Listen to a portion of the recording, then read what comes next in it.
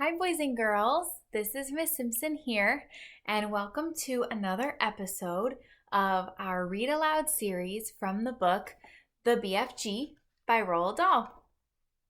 So as you can see, we're going to start doing our videos from inside to try to cut out some of that outside noise that I know we've been hearing in the background. So I welcome you, and I'm excited to have you here joining us today as we continue on reading our story. So we have been reading the BFG so far, and we have been learning about Sophie, our character, and the BFG, which stands for the Big Friendly Giant. So we're going to learn about what's going to happen next in our story, and then think about what might happen the next time I see you. So we're going to just jump right in and get started. Our next chapter is called Frobscottle and Whizpoppers. Oh. By now, Sophie was beginning to feel not only extremely hungry, but very thirsty as well. Had she been at home, she would have finished her breakfast long ago. "Are you sure there's nothing to eat around here except those disgusting, smelly snozzcumbers?" she asked. "Not even a fizzwinkle," answered the Big Friendly Giant. "In that case, may I please have a little water?" she said. "Water?" said the BFG, frowning mightily. "What is water?"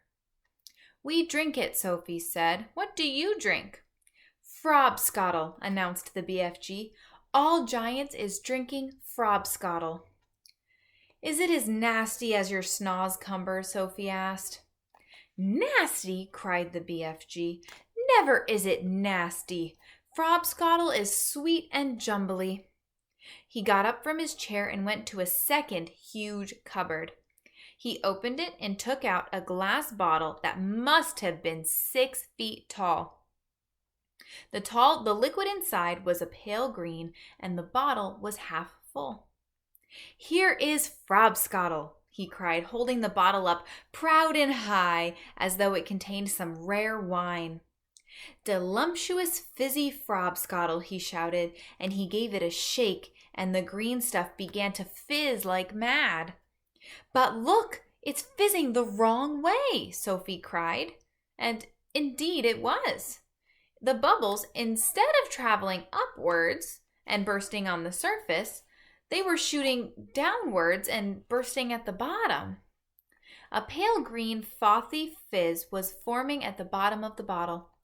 "What on earth is you meaning the wrong way?" asked the BFG. "In our fizzy drinks," Sophie said, "the bubbles always go up and burst at the top." "Upwards is the wrong way," cried the BFG.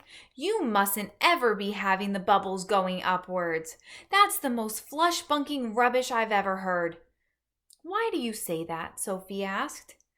"You is asking me why?" cried the BFG, waving the enormous bottle as though he were conducting an orchestra.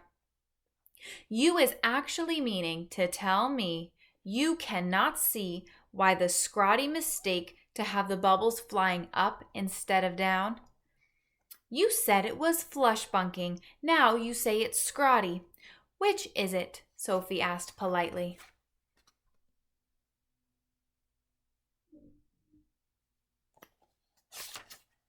"Both," cried the BFG.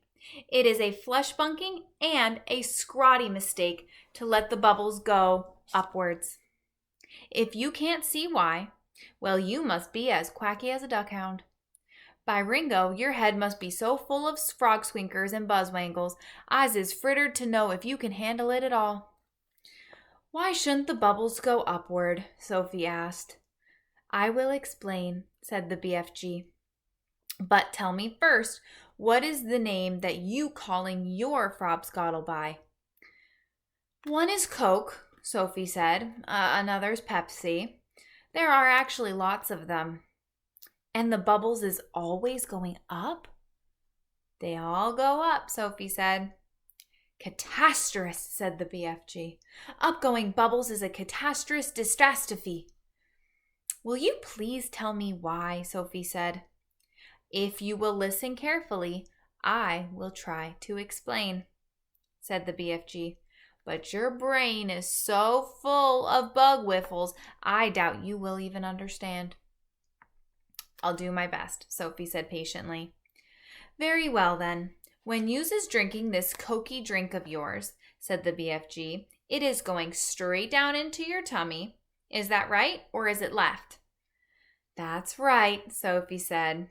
"And the bubbles is also going into your tummy, right or left?" "Right again," Sophie said. "And the bubbles is fizzing upwards?" "Of course," Sophie said. "Which means," said the BFG, "that they will all come swish-whiffling up your throat and out your mouth to make a foulsome, belchy burp." "That is often true," Sophie said. "But what's wrong with a little burp now and again? It's fun." "Burping is filthsome," said the BFG. "Us giants is never doing it." "But with your drink," Sophie said, "what was it that you called it?" "Frobscottle," said the BFG. "With Frobscottle," Sophie said, "the bubbles in your tummy will be going downwards, and that could have a far nastier result." "Why nasty?" asked the BFG, frowning. "Because," Sophie said, blushing a little, "if they go down instead of up, they'll be coming out somewhere else with an even louder and ruder noise." "A whiz-popper?" cried the BFG, beaming at her.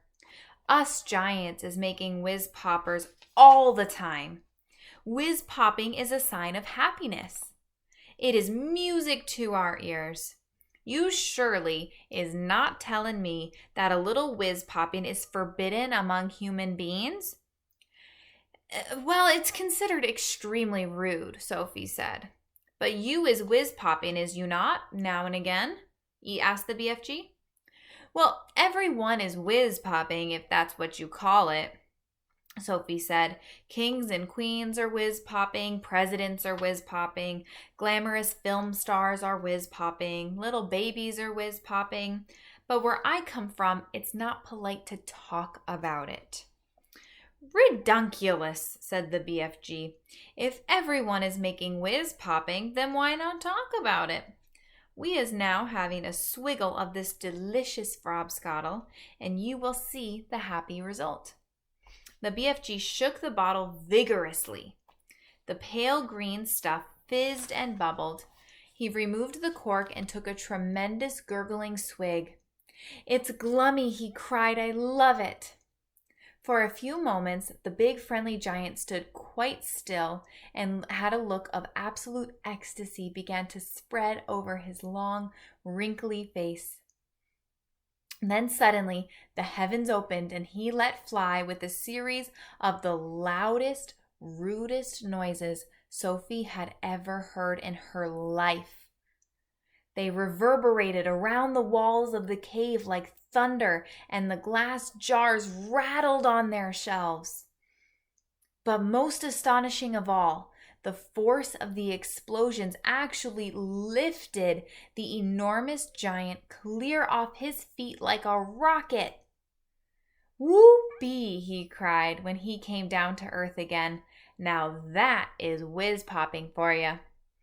Sophie burst out laughing. She couldn't help it. "Have yourself some," cried the BFG, tipping the neck of the enormous bottle towards her. "Don't you have a cup?" Sophie said. "No cups, only bottle." Sophie opened her mouth and very gently the BFG tipped the bottle forwards and poured some of the fabulous Frobscottle down her throat. And oh gosh, how delicious it was! It was sweet and refreshing. It tasted of vanilla and cream with just the faintest trace of raspberries on the edge of the flavor. And the bubbles were wonderful. Sophie could actually feel them bouncing and bursting all around her tummy. It was an amazing sensation. It felt as though hundreds of tiny people were dancing a jig inside of her and tickling her with their toes. It was lovely. "It's lovely," she cried. "Just wait," the BFG said, flapping his ears. Sophie could feel the bubbles traveling lower and lower down her tummy And then suddenly, inevitably, the explosion came.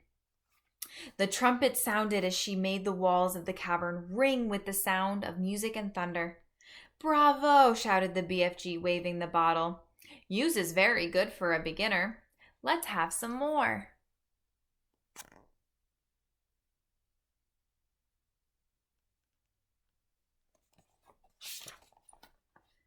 And that is the end of that chapter. So we learned, and I think you guys got the hint of what whiz popping was. I know they didn't, I don't think that they had to say it. But can you just imagine having something that makes you fly across a room? No thanks. So we are actually going to do one more chapter. It is called Journey to Dream Country. After the mad Frobscottle party was over, Sophie settled herself again on top of the enormous table. "You is feeling better now?" asked the big friendly giant. "Much better, thank you," Sophie said. "Whenever I's is feeling a bit scrotty," the BFG said, "a few gollops of Frobscottle is always making me hopscotchy again." "I must say it's quite an experience," Sophie said. "It's a Raz-Twizzler," the BFG said. "It's gloriumptious." He turned away and strode across the cave and picked up his dream-catching net. "I's is galloping off now," he said, "to catch me some whoopee whiffling dreams for my collection. I's is doing this every day without missing. Is you wishing to come with me?" "Not me, thank you very much," Sophie said. "Not with those other giants lurking around outside." "I's is snuggling you very cozy into the pocket of my waistcoat," the BFG said. "Then no one is seeing you." Before Sophie could protest, he had picked her up off the table and plopped her into his waistcoat pocket. There was plenty of room in there. "Is you wishing for a little hole to peep out from?" he asked her. "There's one already here," she said. She had found a small hole in the pocket, and when she put one eye close to it, she could see out very well indeed. She watched the BFG as he bent down and filled his suitcase with empty glass jars. He closed the lid, picked up the suitcase in one hand, took the pole and the net on the end in the other hand, and marched out towards the entrance of the cave. As soon as he was outside, the BFG set across the great hot yellow wasteland where the blue rocks lay and the dead trees stood, and where all the other giants were skulking about. Sophie, squatting low on her heels in the pocket of her leather waistcoat, had one eye glued to the little hole. She saw the group of enormous giants about 300 yards ahead. "Hold your breaths," the BFG whispered down to her, "and cross your figglers. Here we go." "We's is going right past all these other giants. Is you seeing that whopping great one, the one nearest to us?" "I see him," Sophie said. "He is the biggest of them all. He is the horriblest of them all. He is called the flesh lump-eating giant." "I don't want to hear about him," Sophie said. "He is 54 feet high," the BFG said softly as he jogged along, "and he's is swallowing up human beings like they's is sugar lumps, 2, 3 at a time." "You're making me nervous," Sophie said. "I's is nervous myself," the BFG whispered. "I's always gets as jumpy as a jog hopper when flesh lump-eating giant is around." "Keep him away from me," Sophie pleaded. "Not possible," the BFG answered. "He is galloping easily 2 times as quickly as me." Should we turn back?" Sophie said. "Turning back is worse," the BFG said. "If they's a seeing me run away, they's all giving chase and throwing rocks." "They would never eat you though, would they?" Sophie asked. "Giants is never guzzling other giants," the BFG said. "They is fighting and squirreling a lot with each other, but never guzzling. Human beings is much more tasty to them.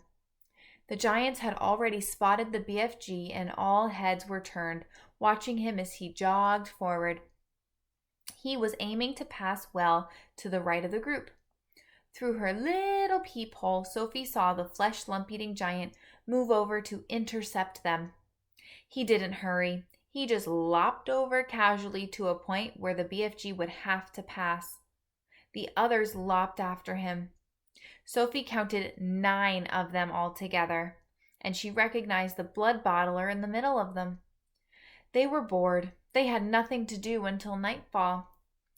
There was an air of menace about them as they slowly loped around the plain with long, lolloping strides, heading for the BFG.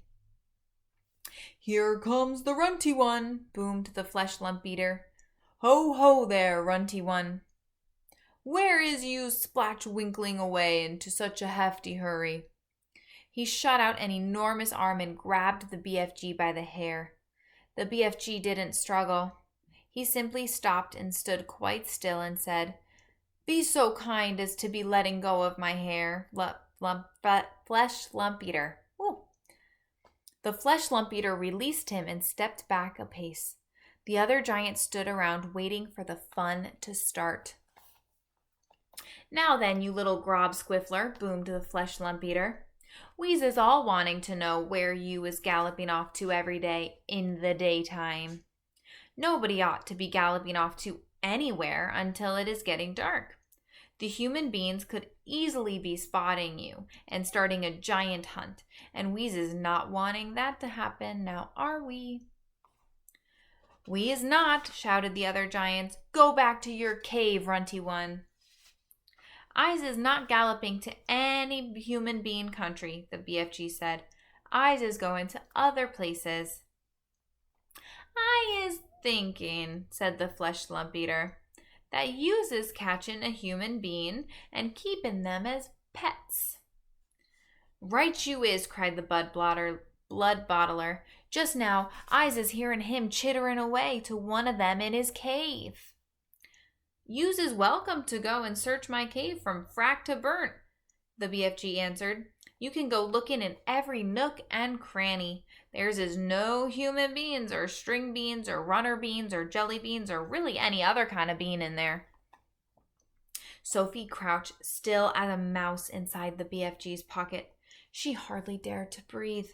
She was terrified she might sneeze. The slightest sound or movement would give her away. Through the tiny peephole, she watched the giants clustering around the poor BFG.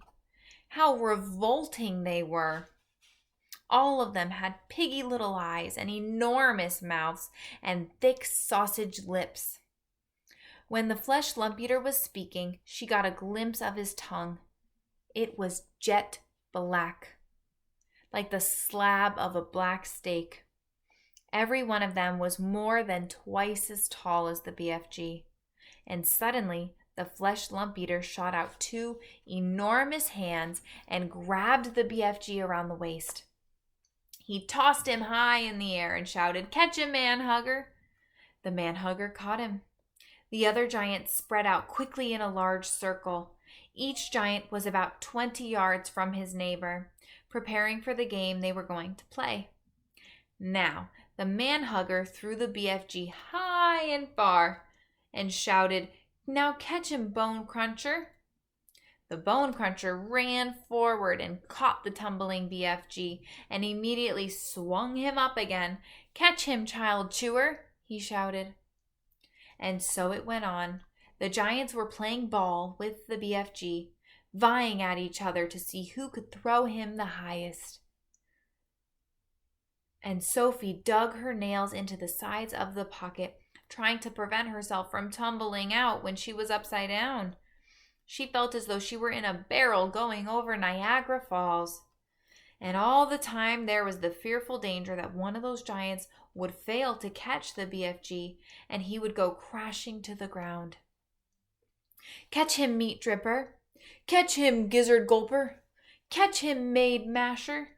Catch him, Blood Bottler! Catch him! Catch him! Catch him!" In the end, they got bored with the game. They dumped the poor BFG on the ground. He was dazed and shattered.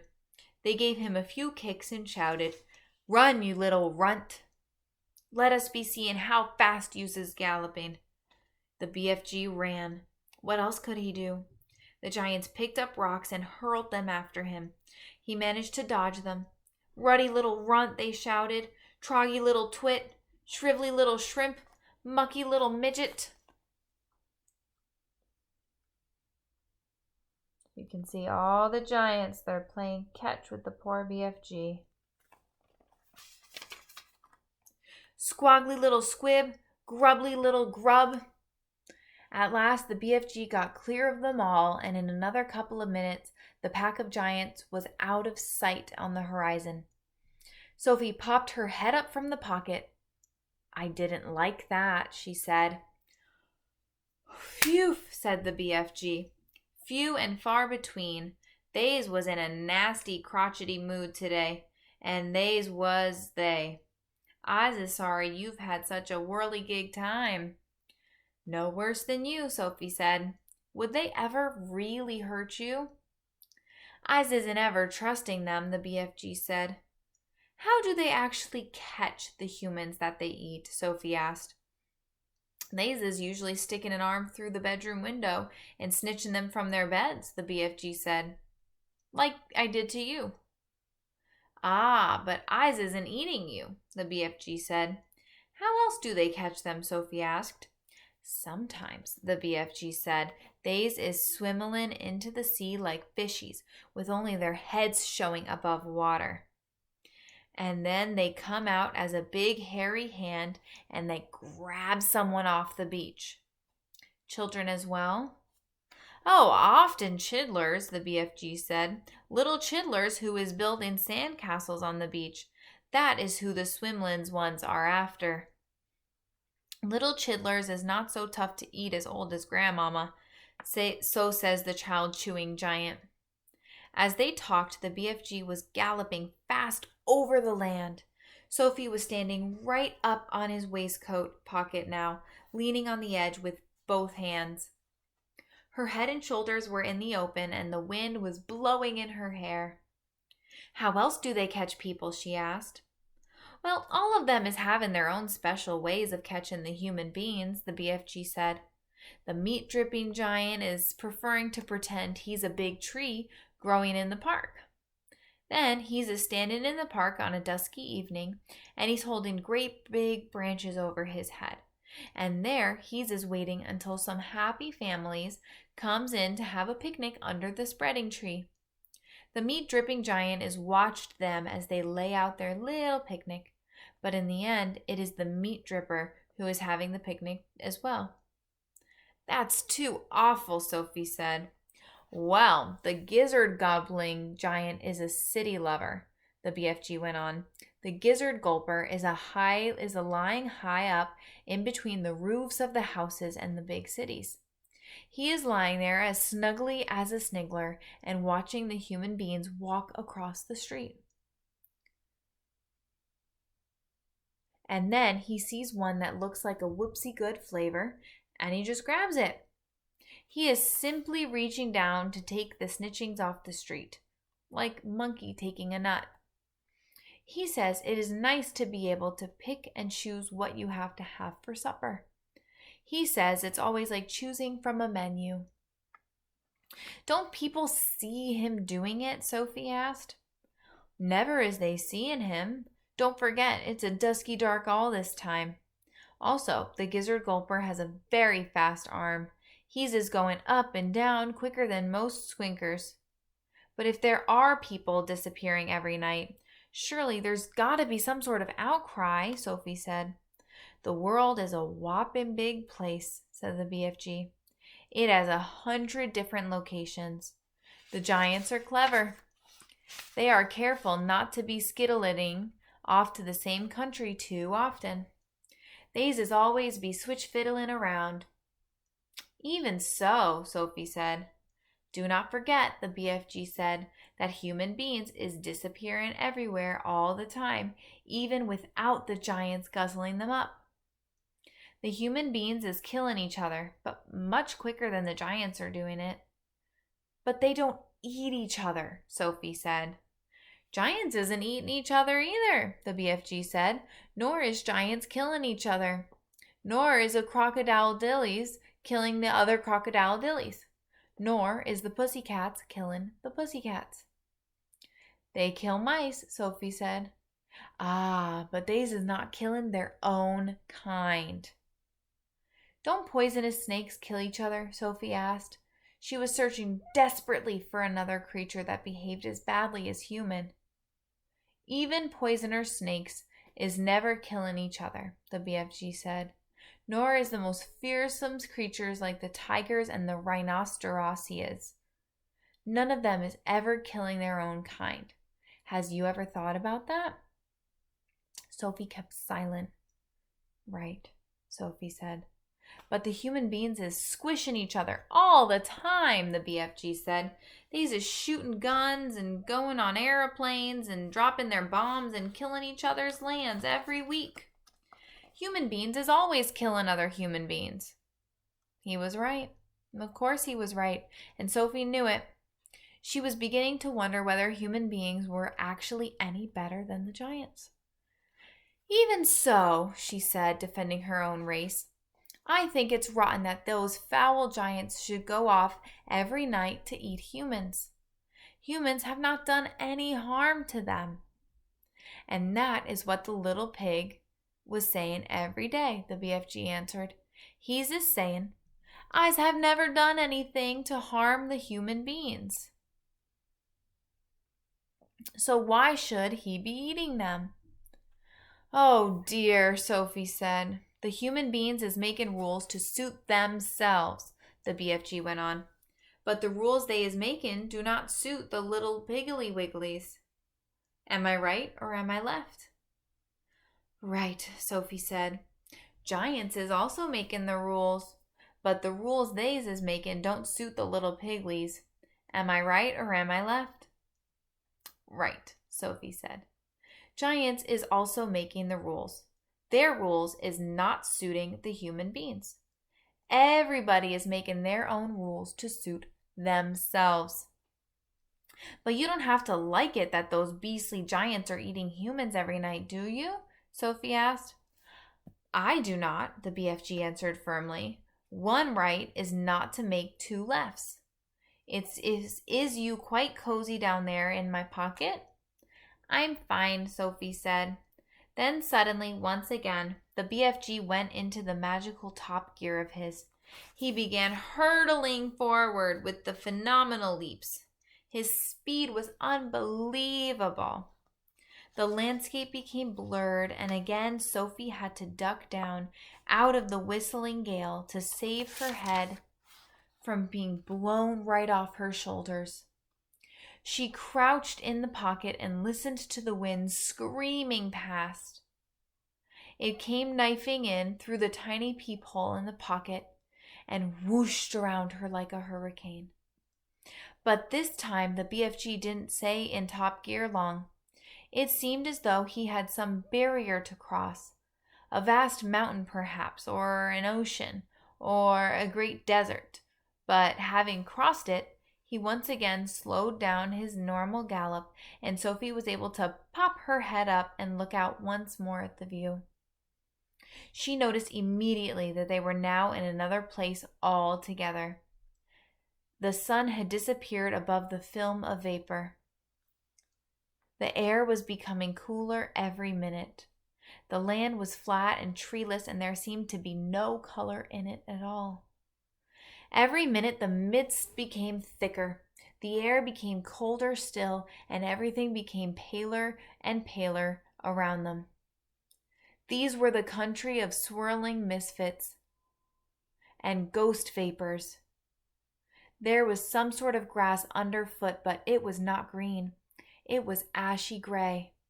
There was no sign of a living creature and no sounds at all except for the soft thud of the BFG's footsteps as he hurtled on through the fog. Suddenly he stopped. "We're here at last," he announced. He bent down and lifted Sophie from his pocket and put her on the ground.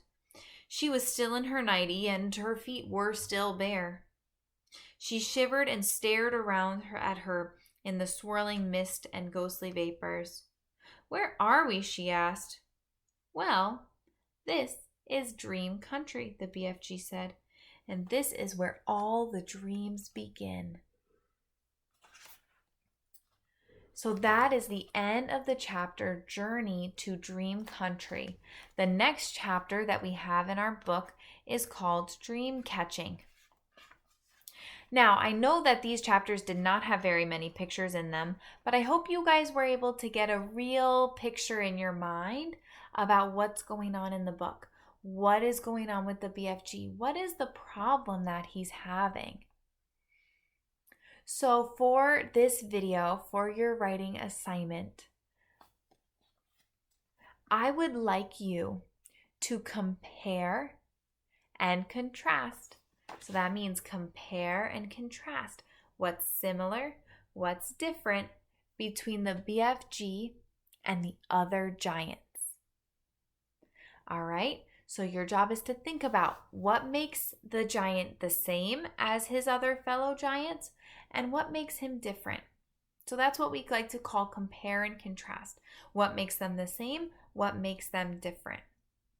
All right, you can create a T-chart and put one on each side if that's going to help you keep it straight.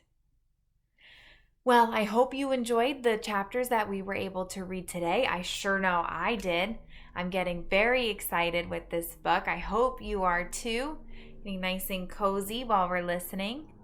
And I look forward to having you join us for our next video where we will continue on with our story, The BFG by Roald Dahl. Thank you. Bye.